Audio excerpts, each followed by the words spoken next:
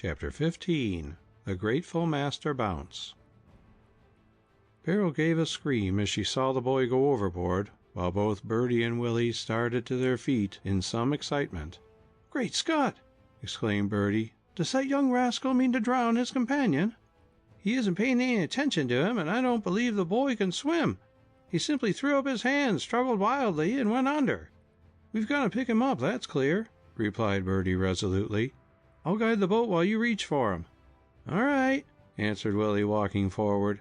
The boy who had gone overboard soon came to the surface, and by his frantic action showed that he was all at sea in the water.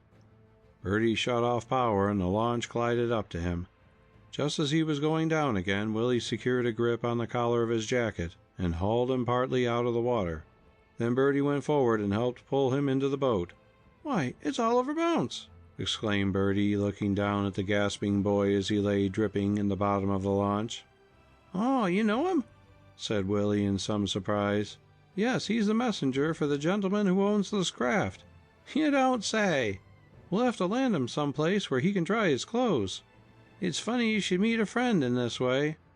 "I didn't say he was a friend. I know him, but we don't pull together." "Oh, that's it. Well, he ought to be grateful to you after this. You saved his life." "You mean we," corrected Bertie. "I'm willing you should get the credit for it." "Thanks, but I'm not hankering after the honor." Oliver Bounce pulled himself up into a sitting position. "Oh, Lord!" he exclaimed. "I was nearly a goner that time." "I guess you would have been if we hadn't been on hand to save you. What the mischief did your friend mean by chucking you overboard and then leaving you to swim ashore or go to the bottom of the bay, with all the chances in favor of the latter?" asked Bertie curiously. "Never you mind that," replied Oliver sulkily. "I wish you'd follow that boat and see where the feller lands on Staten Island, and then put me on shore." "What are you going to do, have him pinched?" asked Willie. "He deserves it." "Don't you worry," growled Oliver, giving him an unfriendly look. "You don't seem to be very grateful for what we've done for you," said Willie with an air of disgust at Bounce's unsociable deportment. "You'd have committed murder if you hadn't pulled me out," he answered ungraciously. "Maybe so, but it strikes me you wouldn't have been missed," said Willie coolly. "What do you mean by that?" replied Oliver angrily. "Can't you guess?" grinned Beryl's brother. "You go to grass," retorted Oliver. Willie made no reply, but regarded him with contempt. "What are you looking at?" snarled Oliver. "Think I'm a guy, don't you? 'Cause I'm soaked, eh? Why don't you offer me a cigarette like a decent chap?" "Sorry, but I don't indulge in the article." "Don't you?" sneered Bounce.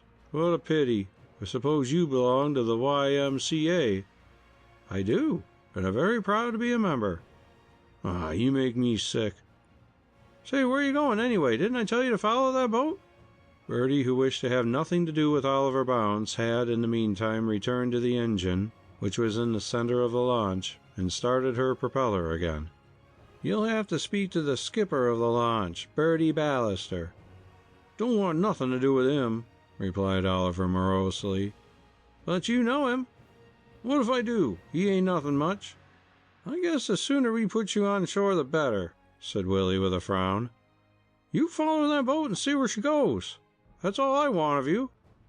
"You have a pleasant way of asking a favor," answered Willie, turning on his heel and going to where Bertie and his sister were seated. "Say, Bertie, what do you suppose that chap wants us to do? Follow that boat until he sees where she lands?" "Follow her? Why, we can go 4 feet to her 1. We shall pass her within 100 yards in a very few minutes. You see, the fellow aboard of her is watching us and keeping away as well as he can with the light wind." "You say this chap's name is Bounce?" "Yes, Oliver Bounce. He expects that sailboat to haul in somewhere along Staten Island. So we'll just land him at St. George, and let him shadow his friend the enemy himself. He can easily lie in wait till the boat hauls in to shore. What say you, Bertie?" "I think that will be the best way to get rid of him. His company is not at all agreeable, so you just steer for the ferry dock." Willie returned to his seat in the stern, and a moment later they went by the sailboat at a rapid clip and headed straight for St. George. Oliver Bounce got up and started to say something, but he thought better of it, and resumed his seat. in an ugly mood. The launch glided up to a landing stage and stopped. "You can go ashore, Oliver," said Bertie calmly. "Oh, I can, eh? Putting on airs, ain't you, 'cause you're spending your dough on a boat, taking your mash out sailing," with a nasty grin. "Suppose I don't know who you've got with you, eh?" he added as he stepped on the landing stage. "The flower gal who used to hang around the corner of Nassau Street. I ain't forgotten what you did on her account. She's playing you for a good thing, all right." And he laughed jeeringly. Bertie had heard enough from him, and he bounded out on the deck, whereupon Oliver sprang up on the dock and disappeared. Beryl had heard his insinuations and insulting words, and her face flushed a deep scarlet while her eyes filled with tears. "Ah, well, let him go," muttered Bertie. "It's Sunday. But if I'd laid my hands on him, I'd have made him see stars. He's a disagreeable beast," remarked Willie, as Bertie returned to the launch, and they headed off into the bay. "Oh, Bertie," said Beryl, "you don't think I'm—" "Don't worry, Beryl. Oliver Bounce says lots more than his prayers. You ought to know what I think of you. There isn't a girl in the world I care more for than you. I've made up my mind to have you all to myself one of these days," he added boldly, with a look that showed he meant every word. "And I hope you won't turn me down."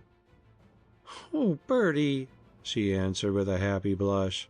What else he said to her concerns only themselves, but he said a great deal more than he had any idea of saying when he started on the trip. At any rate, the ill nature of Oliver Bounce bore pleasant fruit, so that in the end Bertie was rather pleased than otherwise that Bounce had been a passenger. He landed his fair companion and her brother in Hoboken about 5 o'clock, returned the launch to her moorings, and went home. End of chapter 15.